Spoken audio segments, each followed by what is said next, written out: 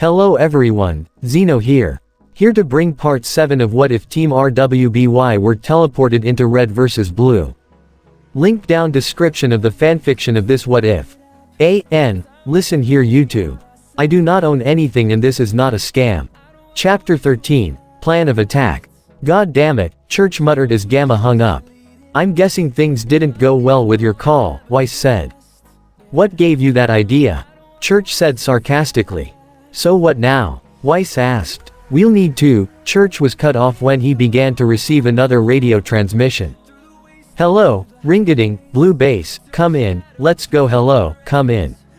Hello, Church said, turning away from Weiss. Vic, is that you? Are you talking with someone else right now? Weiss asked. Yeah, I am, shut up, Church said. Well, Weiss said, still irritated by Church's rudeness. She then pulled out her scroll.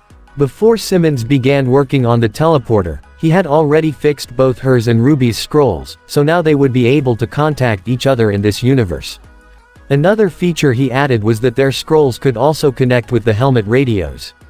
So it didn't take long for Weiss to tap into Church's radio and began to hear what he was talking about with this Vic person. Hey dude, Vic's voice said. How's it going? Been a while since we spoke. Vic, why are you calling me? Weiss heard Church ask. Everything been going good? Yeah, that's great. Listen, don't have much time to talk, Vic said. Weiss could tell that there was a nervous tone in the man's voice. I've been discussing things here at Blue Command, we think everything is bad, and now is the time to go attack the Red base. Turns out the Reds are up to no good, and somebody needs to kill him. A good way to do that might be to send some people through the caves, yeah, take him by surprise. Anyway, can't talk, gotta go, see you la vista. Wait a second, Church said, but the call ended before he could say anything else. Why do people keep hanging up on me? Well then, Weiss said as she went to Church. What are you going to do? I'll get Tex and Caboose, you get Tucker and the others, Church said. We got some stuff to talk about. Ruby, Young, Sarge, Griff, Simmons, and Donut continued to make their way through the cave path, which eventually led them to a bridge. Once they crossed it, they entered the structure and saw a giant viewscreen in the center, showing images of Blood Gulch. Huh, what's all this business? Sarge wondered. It looks like a bunch of computer equipment, sir, Simmons said. Excellent analysis, Simmons, Sarge said. And it's attached to some kinda TV thing, Donut pointed out. So it is, Sarge said. Astute deduction, Donut. This thing must be getting power from another location, Ruby said, seeing cables that lead to another area of caves. Yeah, wherever this leads, it's probably being run by someone, Yang said. Superb observation, Ruby and Yang, Sarge said. It's also showing different parts of the canyon, Griff said. Look, there's our base. The screen was showing an image of Red base. Ah yes, another incredible observation from the stating the obvious department, Sarge said sarcastically. Thanks for nothing, numbnuts. Griff just groaned at Sarge's words. Simmons, Donut, you two stay here, Sarge said. Griff's gonna continue to look for Andy. What? Why do I have to do it? Griff asked. You're right, Sarge said. This is too important of a job to leave you to handle it by yourself. Ruby, Young, you two take point on this. Griff's gonna go with you for grunt work. Also, feel free to use him as a human shield if need be. Okay, Yang said, grinning. Ruby elbowed her sister as to not put Griff in danger. Yeah, I got it. Alright, Griff, let's go. Fine, Griff said unenthusiastically. I hate my job. The three of them made their way out of the structure, leaving Sarge, Simmons, and Donut to examine the computer. Alrighty, Yang said. So Griff, how does this, is telling you what to do, thing supposed to work? I'll give you a hint, Griff said. You to stay here and look around, and I'll go over there and look around. But, the only thing that's there is a wall, Ruby said as she looked to the direction Griff was pointing. Really? I hadn't noticed, Griff said sarcastically as he walked towards that direction. Maybe I can bang my head in that wall, then I don't have to deal with this shit. Okay, good luck with that, Yang said. So, Ruby, where do you wanna look? Yang stopped speaking when she saw Ruby staring blankly around the cave. Ruby, Yang called her sister. This snapped Ruby out of whatever she was thinking as she faced Yang. Huh, yeah. Are you okay? Yang asked, concerned with the expression that Ruby was making earlier. I'm fine, Ruby said, though her words weren't exactly convincing. Why would you ask that question? Oh, I don't know. Maybe it has something to do with the face that says gloom and doom, Yang said pointedly. What's going on, Ruby? Ruby just sighed, unable to hide her feelings from her sister. It's just, what are we doing here, Yang? What do you mean? We're looking for this talking bomb with the Reds, Yang said. No, I mean, what are we still doing here? Ruby said. Shouldn't we be finding a way to get home? We are, Yang said. It's just we've become a little sidetracked. That's an understatement, Ruby sighed. We should be doing everything we can to get back to our universe. Instead, we've been getting dragged into all this stuff with the Reds and Blues. Now, we're underground looking for a bomb and bad people. What if we don't find a way back? What if we're stuck here for the rest of our lives? We'll never see Dad, or Uncle Kiro, or any of our friends in Beacon again. They won't know what really happened to us and. Ruby continued to ramble on without pause, tears threatening to fall from her eyes, until Yang finally stopped her sister by pulling her into a hug. Breathe, Yang said. Ruby took a deep breath. Once she exhaled, Yang gently stroked the back of Ruby's hair. It's okay to be homesick. I know we haven't exactly been doing well in finding a way back, but we will. You just need to keep believing that. We will get home. Ruby hugged Yang back, finally calming down and glad for the comforting words. Thanks, Yang. That's what big sisters are for, Yang said. What? Ruby and Yang broke their hug once they heard the sharp yell. That sounded like Griff, Yang said. Come on, Ruby said. The two of them then made their way back inside the computer room.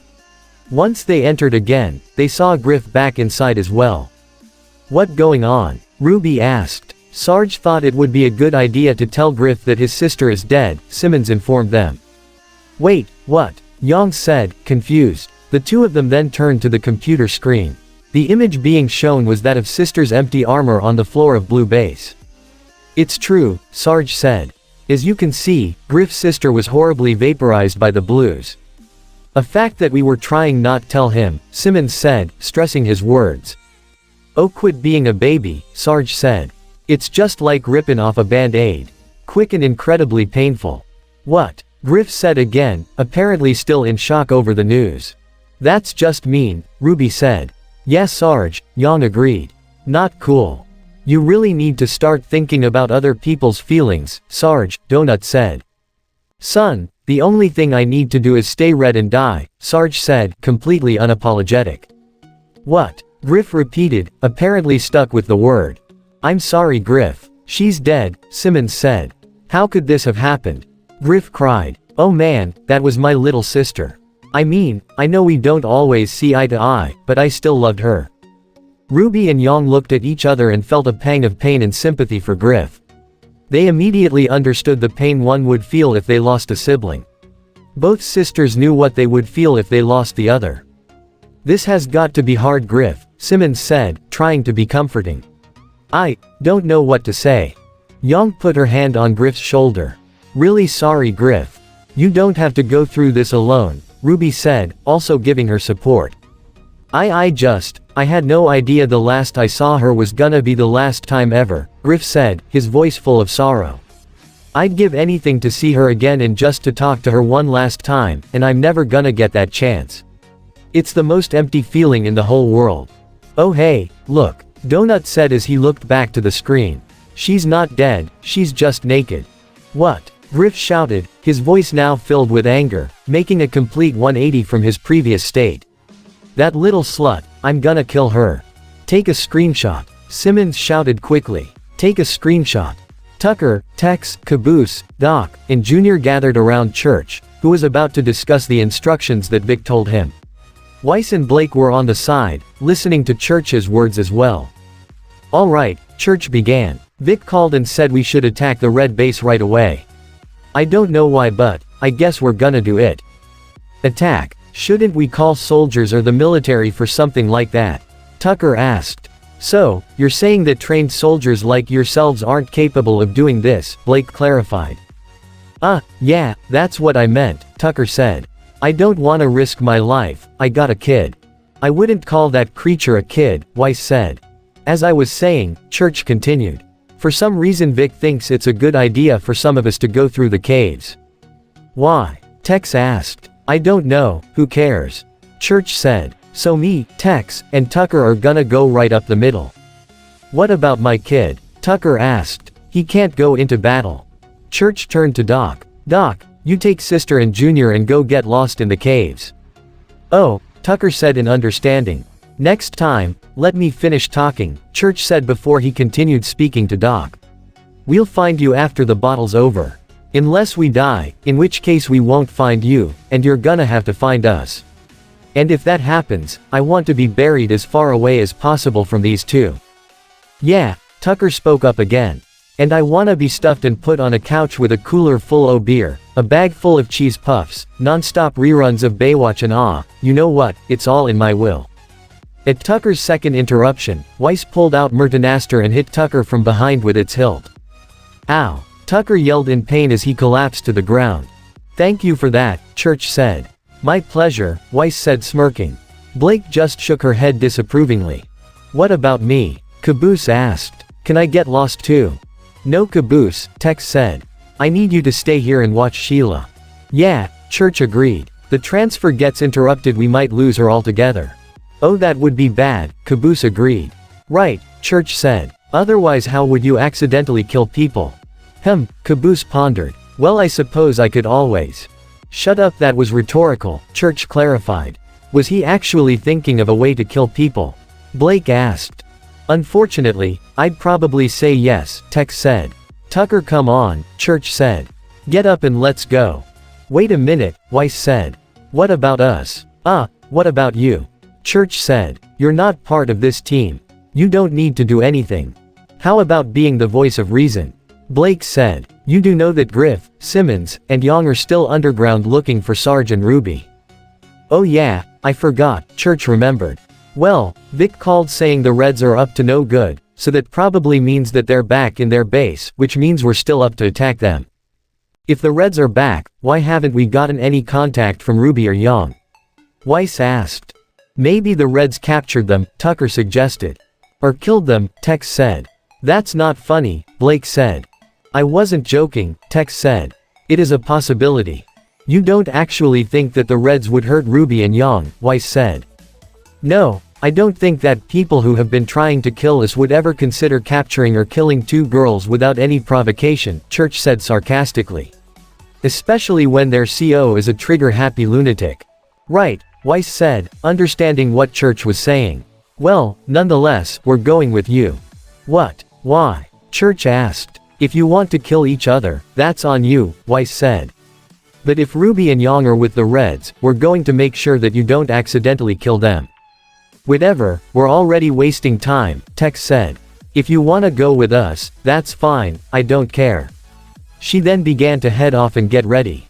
Fine, you can come, Church relented. But only one of you.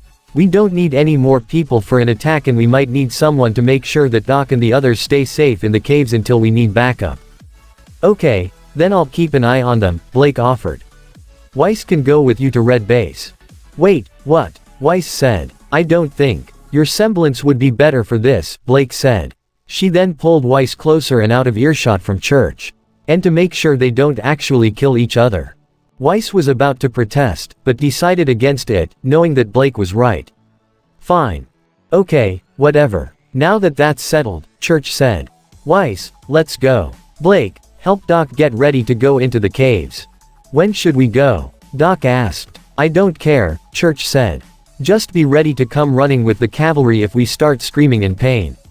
Unless Tucker starts screaming in pain, in which case, you know, feel free to point and laugh. He then proceeded to head to the exit of the base.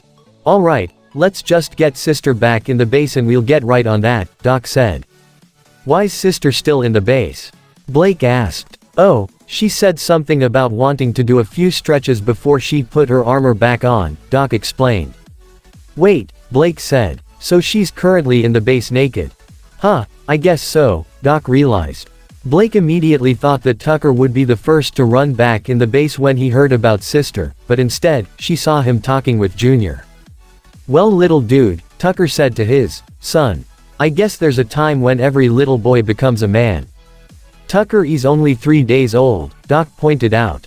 Yeah, they grow up so fast, Tucker said, not getting Doc's point. Also, he's not a boy, he's a grub, Church added, standing in the exit. Not the word I'd use to describe him, Weiss muttered. The point is, Tucker continued. You're on your own now, and I don't have time to tell you everything you need to know. So here's a few brief pointers. Invest in real estate, there's no such thing as a permanent record, always eat breakfast, all the girls on the internet are actually dudes, and you should never, ever buy the extended warranty on anything. Ever. Oh, also, chicks like it when you tell them they're pretty, but they also like it when you're kind of a dick to them. So mix it up a little. That is the worst advice I have ever heard, Weiss stated. It's the sentiment that matters, Blake said. But yes, it is terrible advice. Tucker, Weiss, let's go. Church shouted as he texts were already moving. Okay little dude, I gotta go now, Tucker said. Tex needs me, Church, and Weiss to back her up. Bo chicka honk honk, Junior replied.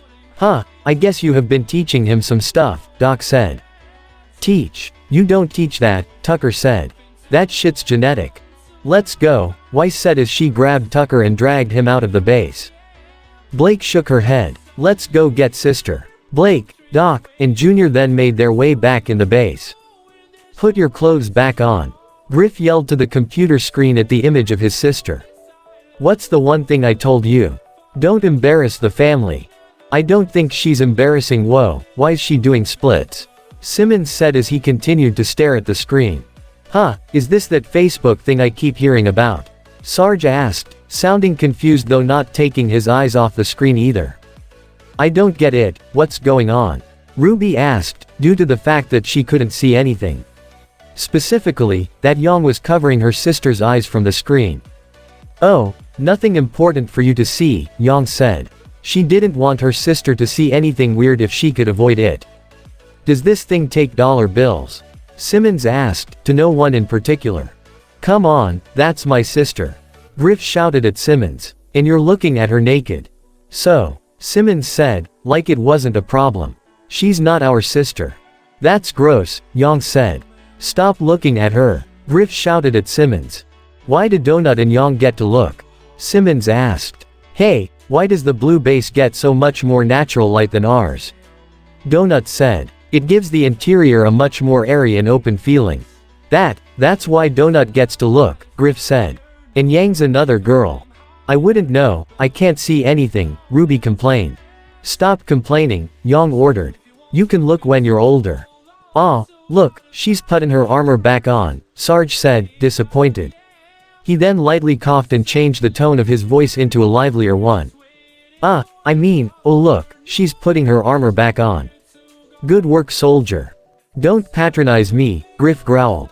They then saw the screen shift to the outside of the base, where they saw a blue team, as well as Weiss and Blake, gathering around. Church, Tex, Tucker, and Weiss were now leaving the base, while Doc, Blake, and Junior were heading inside. It looks like the Blues were having some kind of meeting, Simmons said. What? I knew it, Sarge said as he looked at the screen, though it soon changed to another location of the base. They're coming to attack our base. Dirty backstabbers. I thought the Blues were supposed to attack us. Donut clarified. Dirty front stabbers. Sarge corrected. Yang just shook her head as she uncovered Ruby's eyes. Finally, Ruby said as she looked at the screen. Hey, it looks like they're talking. What are they saying? I have no idea, Simmons said. I can't find the volume on this monitor. And without any sound it just looks like a bunch of helmets bobbing up and down. Is that how they talk? Sarge said as he looked at the screen closer. They look ridiculous. Right, as if you guys don't look ridiculous yourselves, Yang pointed out. Church, Tex, Tucker, and Weiss were making their way up the plateau, which had a clear vantage point of red base. Church began to look through the scope of his sniper rifle. I don't see anything, Church said as he finished looking over the base. I'll move up, Tex said. You three stay here. I'm going with you, Weiss said. Why? Tex asked. Well, I'm a more capable fighter than these two, Weiss pointed out, though her real reason was to make sure Ruby and Yang are safe and that no one gets killed. Good point, Tex agreed. Alright, Weiss is coming with me. You two, stay here. You want us to cover you? Tucker asked. Yeah, cover me. That way I won't get hurt, Tex said sarcastically. Just don't run away. She then headed down the plateau and over to Red Base. If either of you do run away, you won't get far, Weiss said, the veiled threat hanging over them as she followed Tex. Hey, you don't have to be a couple of bitches, Tucker yelled. Church watched as Weiss caught up with Tex and used his sniper rifle again to look for any sign of the Reds. I don't see anything at all, Church concluded, spotting nothing. It's like they're hiding or something. What do you see? Tucker asked. I just said I don't see anything, I just said that, Church said angrily. Man, I hate that I never get the fucking sniper rifle. Tucker complained. Oh yeah, boo-hoo, all you've got is your stupid awesome sword, I feel so sorry for you, Church said sarcastically. Come on dude, just once. Let me use it, just one time, I won't ever ask again. Tucker pleaded. Please. Please please please please please please. Can I use the sword? Church asked. Oh hell yes. Tucker said enthusiastically. Alright fine, here, Church relented and then gave Tucker the sniper rifle while Tucker gave him the sword. Oh kick-ass. Tucker said, excited to finally use the rifle. Okay, no wait, how do I zoom? Oh wait, I'm zoomed. Hey Tucker, the sword doesn't even work, Church said, unable to activate the weapon. What a fucking jip. Now how do I wait, what is this thing? Tucker said, unsure of how to properly operate the sniper rifle.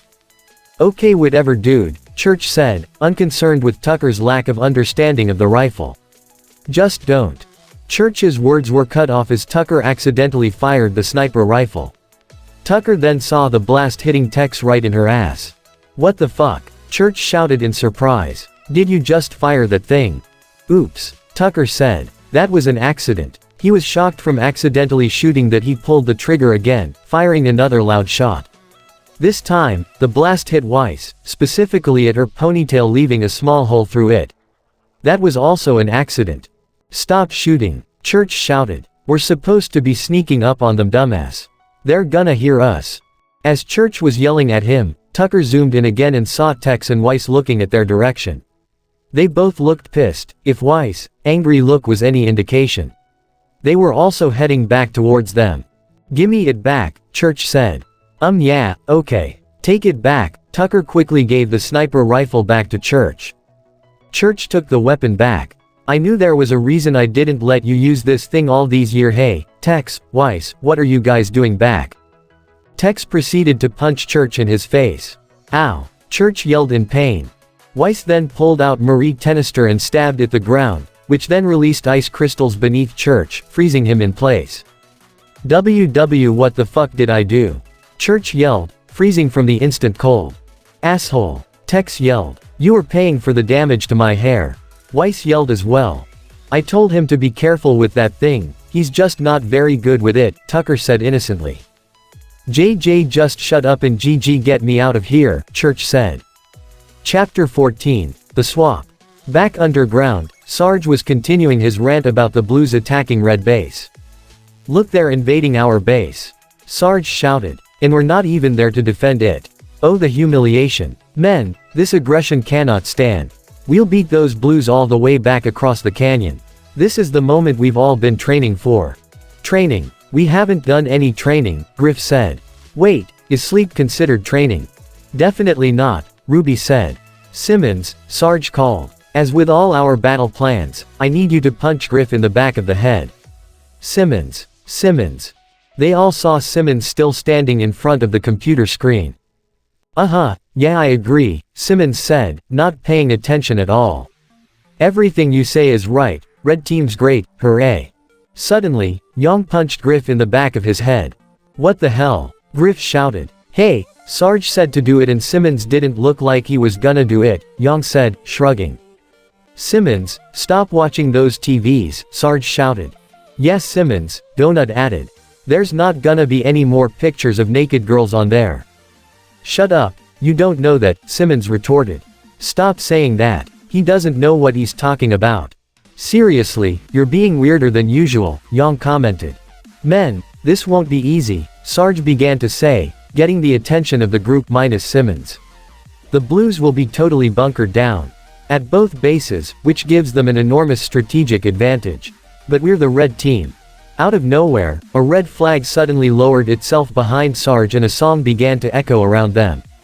Sure, you might not be the best squad, Sarge continued. Might not be smart, or energetic, or have any skills that qualify you for duty in any other legitimately recognized military unit. However, where did that flag come from? Donut asked. It just showed up, Yang pointed out. Just floating back there. Who gives a fuck about the flag, Griff said. How about who's singing? They're both a little weird, Ruby admitted. But you have to agree, it does help make the speech really good. But with precise operations, and proper communication, we will emerge victorious. Sarge shouted triumphantly. With a little luck, one of us in particular, will die a horrible death. Either at the hands of the Blues, or as part of a cunning distraction by yours truly. Why don't we just take over Blue Base, Simmons suggested, turning his attention back to the group. Nonsense, Sarge shouted. At Blue Base they're much more fortified. Blue Base has turrets. Blue Base has a tank. Blue Base has no one in it, Simmons stated. What? Sarge said, confused by the statement. Look, see, Simons said, pointing to the screen. They're all gone. Yang headed to the screen and saw that the inside and outside of Blue Base was empty. He's right, no one there at all. Where'd they go? Sarge asked. They went to Red Base, Donut reminded Sarge. That's what we've been talking about. But which one of these caves leads to Blue Base? Griff asked. I'm all turned around down here. Yeah, we have no way of navigating down here, Ruby agreed. I have an idea, Donut said. It took a little while, but the Ruby, Yang, and Red team arrived back at the location where Sarge and Ruby had fallen down and where Donut showed them the Blue Soldier corpses. Corpses, which they were now all huddled around. See, Donut said. These are dead Blues. Yes, Donut, Sarge said. We're all very happy about the corpses. Sicko. Why are there dead bodies down here? Yang asked. I have no idea myself, Ruby said, still grossed out by the sight. Don't you get it? Donut explained. When you and Sarge fell, you fell down here. When the Blues buried these two guys, they fell in here too. I thought the Blues had 3 dead guys, Simmons pointed out. So that means, we're standing right underneath Blue Base, Donut concluded. All we need to do is head up, and take him from behind. The pink guy makes sense, Yang admitted. Thank you, Donut said. Also, it's light red. Cavernous conundrum, he's right, Sarge exclaimed. Let's go men, Ruby, Yang. We'll grab their base while they capture ours. On to glorious victory. Technically, it's not really a victory, Ruby pointed out. It's more like a stalemate, Simmons added. On to equilibrium then, Sarge suggested. Yeah, that'll work, Simmons agreed. Huh, this war sucks, Griff groaned as they all tried to make their way out. Once they picked up Sister in the base, she along with Blake, Doc, and Junior were now in the caves, where they were to wait until they get the signal from church. It wouldn't have been so bad, if Sister would just stop telling stories. So anyway, Sister continued speaking from behind them. By the time I got home it was 4 a.m., and when my mom asked where I was, I told her I was riding around on the train all night, which I guess is technically true. Quote. Is it possible for you to please stop talking, Blake pleaded. She was very uncomfortable, and disturbed, by Sister's stories on her experiences. Yeah, Doc said in agreement. We don't have to talk about stuff anymore.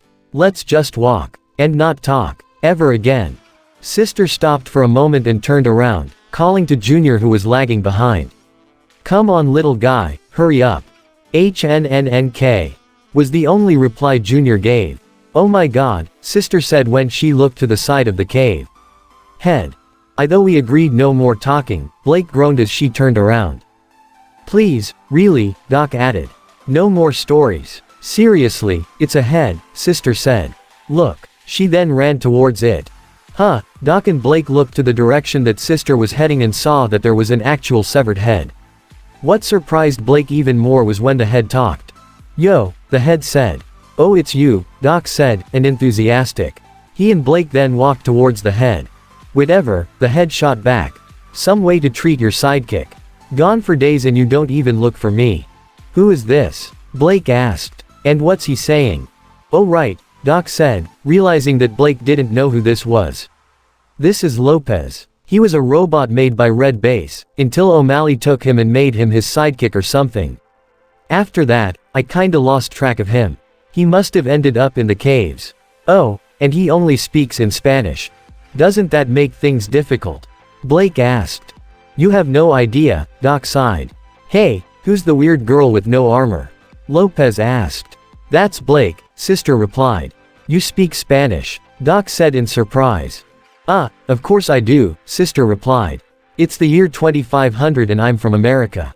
Oh cool, Doc said. Tell him O'Malley is gone. O'Malley no está aquí ya few, Sister said to Lopez in Spanish. Your Spanish sucks, Lopez replied. What did he say? Blake asked. No idea, Sister said. Who's O'Malley? Sister, don't you remember? Blake reminded her. O'Malley is the AI that wants to kill everyone here. I thought the Reds are the ones trying to kill us, Sister said. Blake just sighed at Sister's lack of understanding. Let's just keep moving. After Tucker freed Church from the ice, they immediately headed into Red Base, and easily got in, due to the fact that no one was around. Alright, Church said, seeing that no one was around the base. Well, I guess let's break up into teams and search the base. Got it, Tex said. Turning away from Tex, Church, Tucker, and Weiss began looking around the open area of the base. It looks like the Reds aren't back yet, Tucker noted. Neither are Ruby and Yang, Weiss said. She was half glad that they weren't here, half worried why they weren't back yet. Does that mean we win? Tucker wondered. I suppose so, Church guessed. What does that mean exactly? Weiss asked. I guess it means we have two bases, in the middle of a box canyon now, Church replied. Whoop-de-fucking-do, Tucker said. Am I right, Tex? Church asked turning around. What the fuck? Weiss and Tucker turned around as well and were surprised to see Tex pointing her gun right at Church. Don't move, Tex said to Church. O'Malley. Oh crap, Church said. Back underground, Sarge was instructing the Reds on a plan of attack on Blue Base. And then, Sarge continued. Donut will use all our grenades to bombard the base, while we move forward in an advanced cover fire formation. Got it, Griff said. And nobody hurts Sister. That's my job. You don't mean that, Yang said. Oh yes, I really do, Griff insisted. Why does Donut get to stay on the sidelines? Simmons asked. Because, he's got a great arm, Sarge stated. Hey, he could've gone pro. It comes from years of tossing, Donut said. Wow, that's amazing, Ruby said. Well, I don't like to brag, Donut said. But I have a lot of experience with handling balls. That's enough of that, Yang said, pulling Ruby away from Donut. And as discussed, Sarge continued. In the event that we are cornered and no other options exist, Donut will make sure to save at least 6 grenades, 1 for each of you. And 2 for Griff. Anyone have a preference of frag or sticky? Donut asked. Tell me now, I don't want complaining later on. Frag, Simmons said. No wait, sticky. Surprise me, Griff said. I'm gonna change back to frag, Simmons said. Can I have a sticky? Yang asked.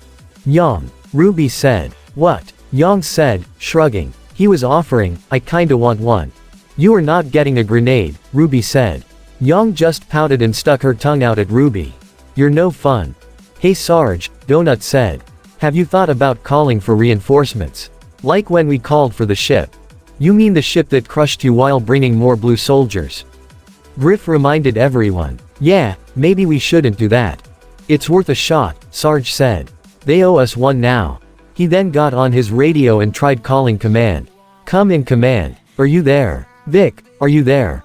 Come in. Is this thing on? Does anybody hear that echo? Simmons asked. Yeah, Ruby said. I hear it too. Yeah, we're in a cave, guys, Donut said. Caves echo. Duh, that's how bats navigate. No, Simmons said. It seems like it's coming from back the way we came. Simmons then walked towards the echo he heard. I'm coming with you, Ruby said as she followed Simmons. Ruby, don't, Yang started, but Ruby was already out of earshot as she chased Simmons. Run off. Yang's side shook her head. Did you say bats? What bats? Griff asked in a panicked tone. Were you talking about bats? Oh no, not this again, Yang muttered. Just, bats in general, Donut said, weirded out by Griff's sudden questions. Don't bullshit me dude, I heard bats, Griff said, still panicking. Keep it down. I'm trying to call. Sarge was cut short as his radio call was answered. Hehehe, Rojo amigo. What's going on? Vic's voice said on the other end. Vic, Sarge explained it finally reaching him. We need help. The Blues have executed a brilliant plan, and it looks like we've fallen for it perfectly. No doubt they're celebrating at our very own base as we speak. We're going to die if we don't get some help over here Vic. Hey dude, it's Vic Jr., Vic clarified. We already covered that. Sarge growled mildly at the clarification. Vic Jr., we're going to die if we don't get some help over here. I think you're being a bit overdramatic, Yang said. Yeah, and drama is my department, Donut said. I took the classes. Okay dude, calm down, Vic said. Take a chill pill. If you don't have a chill pill take one of those chill strips, you put it on your tongue it dissolves, chill. I'll try to help, but someone's been here monkeying with my equipment. Just give me a second and I'll no man, I gotta go by, try to win. There was silence soon after. Hello. Vic are you there? Sarge said, not hearing anything from the other end. I don't hear any hold music. Please don't transfer me to India. Hello. Hello. The voice came back on the other end. Oh yes, I'm still here Vic, Sarge said. We need help. Sarge. A female voice said, one that Sarge recognized. Ruby, is that you? Sarge asked. And me, Simmons, Simmons added. Ruby. Yang said, confused. She then pulled out her scroll and got in the radio call. Ruby, where are you? Yeah, do you two work at command now? Sarge asked. When were you promoted? We don't work at command, Ruby said. We followed that echo and ended up here. It looks like this monitoring equipment is interfering with our radios, Simmons guessed. Or something. Diabolical, Sarge said. Well get our keysters back here. Red command is useless. There's a newsflash, Griff said sarcastically. Shut up Griff, Sarge said. Did that order come from command? Griff asked snarkily. In fact it did, Sarge said. And they also ordered my foot to report up your ass on the double. Sarge then headed towards Griff and hit him with the end of his shotgun, knocking him to the floor. You probably shouldn't have said anything, Yang commented. In the monitor room that Simmons and Ruby found, they both saw Griff drop to the floor. Ouch, Ruby said. I can't believe I donated organs for this fucking war, Simmons commented. Ruby just gave Simmons a confused look. Wait, what? Never mind, let's just head back, Simmons said as he turned back to the way they came. Got it, Ruby said as she followed him. As they left, they both failed to see the monitor screen change to red base, where another problem was occurring. Don't move, Tex repeated, her rifle still pointed at Church. Ooh, busted, Tucker exclaimed. Kill him Tex, I've got 50-1 odds if his next death is caused by anyone but Caboose. You do realize that she's going to kill your leader, Weiss said to Tucker. Hey, Church dies all the time, Tucker shrugged. This time, I might as well get something from it. Tex, I am not O'Malley, Church insisted. Bullshit. It all makes sense now, Tex said, not moving her rifle away from Church. You were the one that told Gary where we were, you were the one that wanted me to disable Sheila by moving her to the ship, and you wanted the ignition coil once I'd removed it. That's all coincidental, Church said. It doesn't make me evil. Just makes me a bad leader. That's an understatement, Weiss muttered. If you're not gonna say anything helpful, please shut up. Church shouted at Weiss. Why would Caboose tell me it was you? Tex asked. You're getting information from Caboose, Church said, incredulous. Tot's right, Caboose said, over the radio, which was broadcasting to Weiss, scroll as well. Dude, I'll tell you what, Church said. If you get me killed again, I gotta tell ya, this time I'm gonna be a little pissed. Sheila told me that O'Malley might be inside Blue Leader, Caboose said.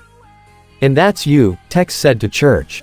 I can't believe that you're taking the word of a tank that was malfunctioning earlier and trying to kill us, Weiss reminded them. Yeah, see, Weiss is right, Church said. Sheila's crazy, remember. Besides I was never officially promoted to Blue Leader anyway. That's, oh no. Back in the cave, Blake had wanted them to keep moving and see what else they could do while waiting for the others, but Doc and sister were busy listening to Lopez's story about how he got here.